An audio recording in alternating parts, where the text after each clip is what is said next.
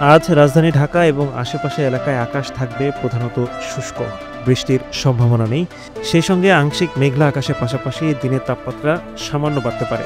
আজ রোববার 10 আগস্ট সকাল 7টা থেকে পরবর্তী 6 ঘন্টার জন্য ঢাকা ও পার্শ্ববর্তী এলাকার আবহাওয়ার পূর্বাভাসে এসব তথ্য জানিয়েছে আবহাওয়া অধিদপ্তর। এতে বলা হয়েছে, আজকের দিনের প্রথমার্ধে আবহাওয়া প্রধানত শুষ্ক থাকতে পারে। সকাল থেকে দিনের বাকি সময়ে বৃষ্টিপাতের কোনো সম্ভাবনা নেই। আকাশ আংশিক মেঘলা থেকে অস্থায়ীভাবে মেঘলা থাকতে পারে। এ সময় দক্ষিণ ও দক্ষিণ পশ্চিম দিক থেকে ঘন্টায় 8 থেকে 12 কিলোমিটার বেগে বাতাস প্রবাহিত হতে পারে। দিনের তাপমাত্রাও সামান্য বাড়তে পারে।